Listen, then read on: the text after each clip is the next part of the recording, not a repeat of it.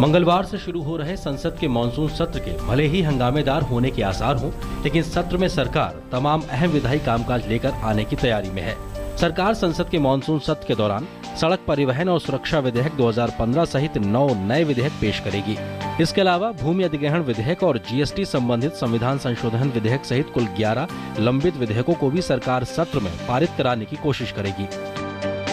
We will be willing to take up all the issues matters which have been referred to standing committees, our joint committee, our select committee, land bill, GST bill, and also real estate development bill. These are all bills. Some of them are pending there. Monsoon सत्र में सरकार के सामने भूमि अधिग्रहण और GST जैसे तमाम अहम बिलों को पास कराना एक बड़ी चुनौती है।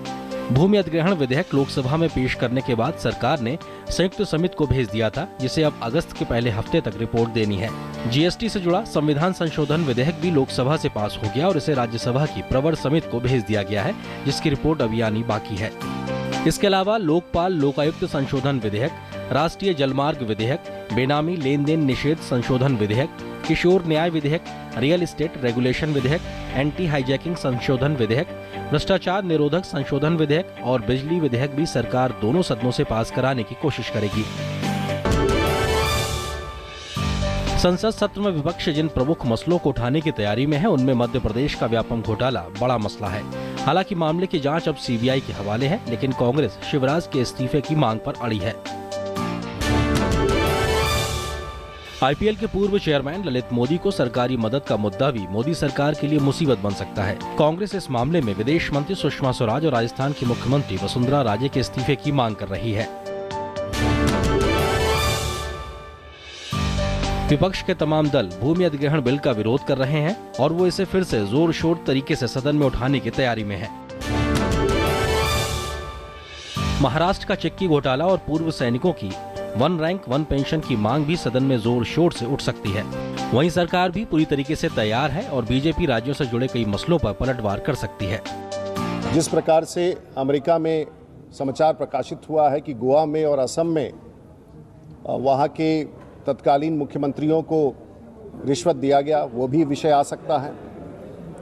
केरला सीएम के खिलाफ सोलर स्कैम का विषय है, वो भी सदन में आ सकता है अगर वैसी चर्चा करनी हो। वैसे लोकसभा में तो सरकार का बहुमत है और उसे वहां ज्यादा मुश्किल नहीं है। हालांकि राज्यसभा का आंकड़ा सरकार के लिए मुश्किल भरा है। राज्यसभा में संख्या बल की बात करें तो अपनी सहयोगी पार्टियों के साथ सरकार के पास कुल 64 सांसद हैं। वहीं कांग्रेस और उसके सहयोगियों का आंकड़ा 71 का है। समाजवादी पार्टी के पास 15, बीएसपी के पास 10, टीएमसी और जेडीयू के पास 12-12, एआईएडीएमके के पास 11, बीजेडी के पास 7 और लेफ्ट पार्टियों के पास 10 सांसद हैं। राज्यसभा में आंकड़े भले ही सरकार के पक्ष में ना हो, लेकिन नरेंद्र मोदी की सरकार के कार्यकाल में संसद में काफी कामकाज हो रहा है। सरकार ने अब तक कुल 47 विधेयक पास कराए हैं, जो कि 6 साल का सबसे बेहतर आंकड़ा है। 1 साल से ज्यादा के समय में लोकसभा की 90 और राज्यसभा की 87 बैठकें हुई हैं, जो पिछले 10 साल में कभी नहीं हुई। रिकॉर्ड तो अच्छे हैं, लेकिन देखना यह है कि मानसून सत्र में सरकार इसे आगे बढ़ा पाती है या नहीं। Bureau report, DD news.